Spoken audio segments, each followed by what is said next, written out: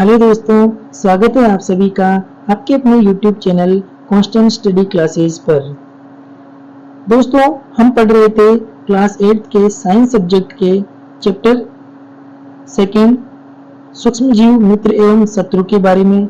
इससे पहले हमने इस चैप्टर के 2 वीडियो अपलोड किए थे। अगर आपने उन दोनों वीडियो को नहीं देखा है तो प्लेलिस्ट पर जाकर उन्हें जरूर देख लें। और अब आज के इस वीडियो में हम इसका पार्ट 3 पढ़ने वाले हैं, जिसमें आते हैं हानिकारक सूक्ष्म जीव।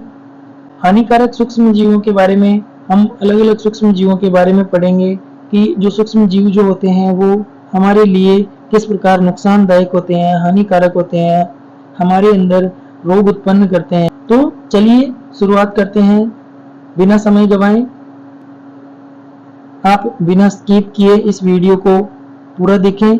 साथ ही आपके जो वीडियो अपलोड की जा रही है इनके आप नोट्स बनाते हुए चलें, ताकि एग्जाम टाइम में आपको पढ़ने में इन्हें आसानी हो। तो चलिए शुरू करते हैं। सबसे पहले हानिकारक सूक्ष्म जीव। हानिकारक सूक्ष्म जीव को कहते हैं हार्मफुल माइक्रो ऑर्गेनिज्म। हार्मफुल यानी हानिकारक, माइक्रो ऑर्गेनिज्म यानी सूक्ष्म जीव। कुछ सूक्ष्म जीव मनुष्य, जंतुओं एवं पौधों में रोग उत्पन्न करते हैं। यानी कुछ हानिकारक सूक्ष्म जीव जो होते हैं वो मनुष्य में, जंतुओं में और पौधों में रोग उत्पन्न करते हैं, उन्हें रोगी करते हैं, उन्हें बीमार करते हैं। कुछ सूक्ष्म जीव भोजन, कपड़े, चमड़े ऐसी वस्तुओं को खराब कर देते हैं, इन्हें अनुपयोगी कर देते हैं। तो ऐसे जो सूक्ष्म जीव होते हैं उन सूक्ष्म जीवों को हानिकारक सूक्ष्म जीव कहते हैं। कुछ परिभाषाएं हैं रोग या डिजीज।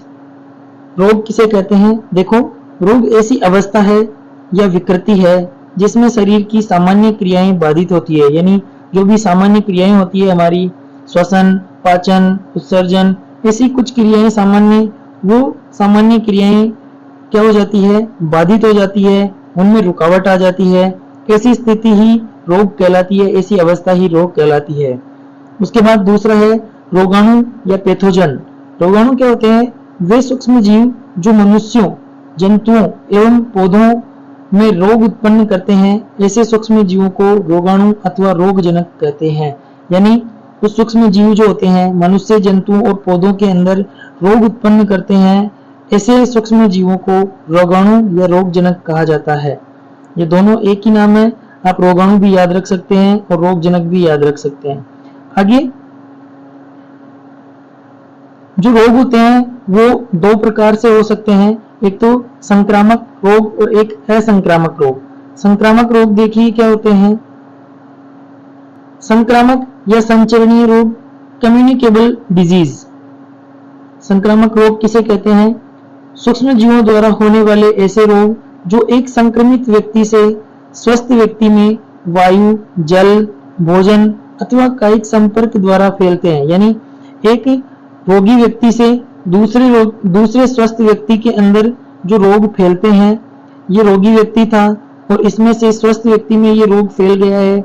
इसके द्वारा वायु के द्वारा, जल के द्वारा, भोजन के द्वारा या कायिक संपर्क यानी शारीरिक संपर्क के द्वारा, हाथ मिलाने से, इस प्रकार से जब कोई रोग एक व्यक्ति से दूसरे व्यक्ति में फैलता है तो उसे संक्रामक रोग या संचरणीय रोग कहते हैं।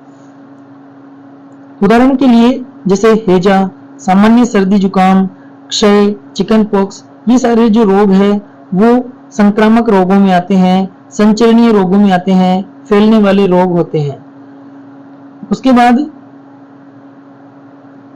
अगला आता है हमारा असंक्रामक रोग, असंचरणीय रोग। इन्हें कहते हैं नॉन कम्युनिकेबल डिजीज। ऐसे रोग जो एक रोगी व्यक्ति से स्वस्थ व्यक्ति में नहीं फैलते हैं।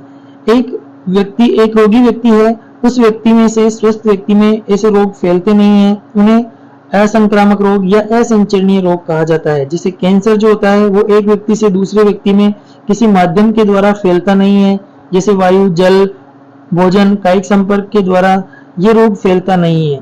लकवा, पैरालिसिस जो होता है वो भी एक व्यक्ति से दूसरे में नहीं फैलता।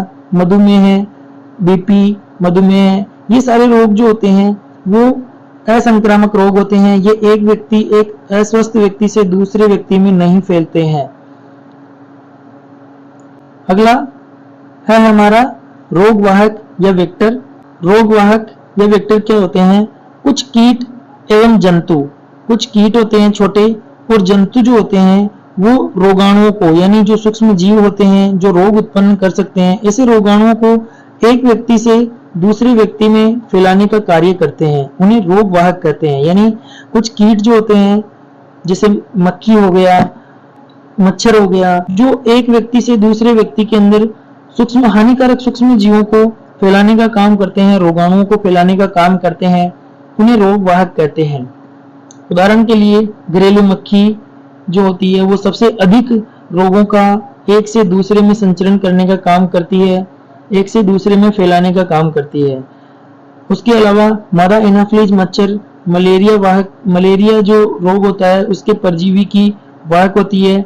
उसके अलावा मादा एडीज मच्छर डेंगू रोग के वायरस की वाहक होती है, यानी जो डेंगू रोग में जो वायरस होता है उसकी वाहक होती है मादा एडीज मच्छर। साथ ही मादा एनाफिलीज मच्छर मलेरिया परजीवी की वाहक होती है।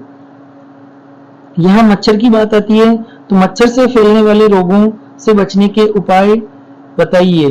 तो मच्छर को पनपने से किस प्रकार रोका जाता है? अगर मच्छर को हम अपने आसपास नहीं आने दें तो हमारे अंदर वो रोग भी नहीं होगा। जल को एक जगह एकत्र न होने दे, यानी जो पानी होता है उस पानी को हमारे आसपास कीचड़ हो जाता है, नालियों में एक जगह पानी को एकत्रित न होने दें। आसपास के स्थानों को स्वच्छ रखें और शुष्क बनाएं, यानी जो आसपास की जगह होती है हमारी उन स्थानों को स्वच्छ बनाना चाहिए, उन्हें साफ सुथरा रखना चाहिए और शुष्क यानी सूखा रखना चाहिए। हमें मच्छरदानी का प्रयोग करना चाहिए और ऐसे कीटनाशक रसायन भी आजकल आते हैं जिनके छिड़काव करके हम मच्छरों से अपना बचाव कर सकते हैं, उनसे होने वाले रोगों से हम अपना बचाव कर सकते हैं। इसके आगे एक और छोटा प्रश्न बनता है कि हम संचरणीय रोगों का फैलना किस प्रकार रोक सकते हैं? हमें छींकते समय अपने मुंह एवं नाक पर एक रुमाल रखना चाहिए, यानी जब हम छींकते हैं या खांसते हैं तो हमें अपने मुंह और नाक को अच्छी तरह से ढक लेना चाहिए, रुमाल से, कपड़े से ढक लेना चाहिए, ताकि जो सूक्ष्म जीव हमारे शरीर में है वो बाहर किसी अन्य व्यक्ति को संक्रमित नहीं करे। दूसरा आता है संक्रमित व्यक्ति से पर्याप्त दूरी बनाए रखें, यानी जो भी रोगी व्यक्ति है उनसे हमें पर्याप्त दूरी बनाए रखनी चाहिए, उनके आसपास हमें नहीं जाना चाहिए। तीसरा आता है हमें अपने आसपास स्वच्छता रखनी चाहिए, आसपास साफ सफाई रखनी चाहिए। साफ सफाई जब हम रखेंगे तो वहाँ सूक्ष्म जीव नहीं पनपेंगे और सूक्ष्म जीव हमारे को कोई नुकसान नहीं पहुंचाएंगे। खाद्य पदार्थों को रोगाणुओं से संदूषित होने से बचाया जाए, यानी जो खाद्य पदार्थ होते हैं, जो हम खाद्य पदार्थों का सेवन करते हैं, उनको रोगजनक रोगाणुओं से संदूषित होने से बचाया जाए, उन्हें खराब होने से बचाया जाए। इसके अलावा समय पर वैक्सीन द्वारा अनेक रोगों से बचाव किया जा सकता है। वैक्सीन यानी जो टीके होते हैं उनसे हम अपना उस रोग से बचाव कर सकते हैं। इसके अलावा हमें साबुन अथवा सैनिटाइजर से नियमित रूप से हाथ धोना चाहिए, क्योंकि हाथ अगर हम साफ सुथरे नहीं रखते हैं तो कई बार मुंह में या किसी भी प्रकार से हमारे शरीर में भोजन के साथ वो सूक्ष्म जीव हमारे शरीर में चला जाता है और हमें रोग उत्पन्न करता है। तो ये कई बार प्रश्न पूछा जाता है कि आप संचरणीय रोगों के फैलने से किस प्रकार बच सकते हैं, किस प्रकार उन्हें रोक सकते हैं। तो आपको ये सारी बातें ध्यान में होना चाहिए।